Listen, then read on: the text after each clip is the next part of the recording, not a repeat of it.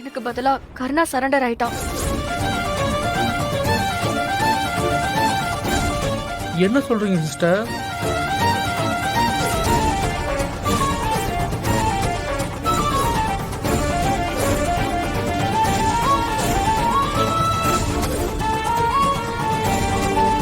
மாப்பிள்ளைய நினைச்சாலே ரொம்ப பாவமா இருக்கு சிஸ்டர். இப்போதான் ஆக்சிடென்ட் ஆகி ஹாஸ்பிட்டல்ல இருந்து வந்தான், அதுக்குள்ள ஜெயிலுக்கு போயிட்டான். எப்படியாவது அவனை வெளியே இருக்கணும் சிஸ்டர், சீக்கிரமே. அது சம்பந்தமா தான் உன்கிட்ட பேசிட்டு போலான்னு வந்தேன். நான் என்ன பண்ணணும் சொல்லுங்க சிஸ்டர். ஆமா பாண்டி, கூடிய சீக்கிரமே கருணாவை வெளியில எடுக்கணும். இந்த கேஸ்ல மூணாவதா ஒரு ஆள் இருக்கான்.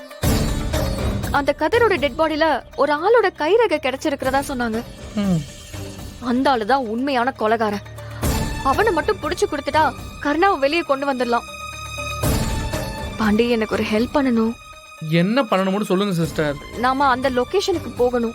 அங்க இருந்துதான் அந்த மூணாவது ஆளு யாருங்கிற விஷயத்த நம்மளால கண்டுபிடிக்க முடியும்.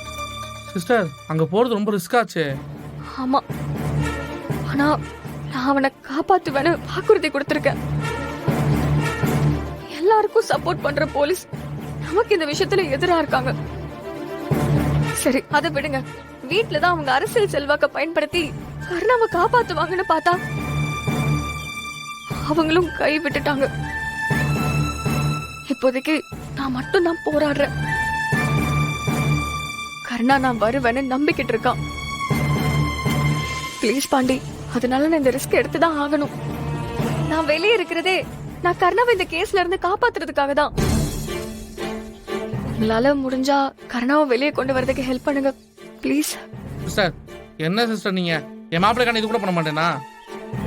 நீங்க என்ன சொல்றீங்கன்னு அதை பண்ணலாம் வாங்க. அந்த கதிரோட கெஸ்ட் ஹவுஸ்ல நம்ம திரும்பவும் போய் செக் பண்ணணும். சிஸ்டர், அந்த லொகேஷன்ல ஏற்கனவே அந்த போலீஸ் தேடி முடிச்சிருப்பாங்களே. அவங்க தேடி முடிச்சிட்டாங்க தான். ஆனா அவங்க தேடுறதுக்கும் நாம தேடுறதுக்கும் நிறைய வித்தியாசம் இருக்கு. அவங்களோட நோக்கம் ஆதாரத்தை தேடுறது மட்டும்தான்.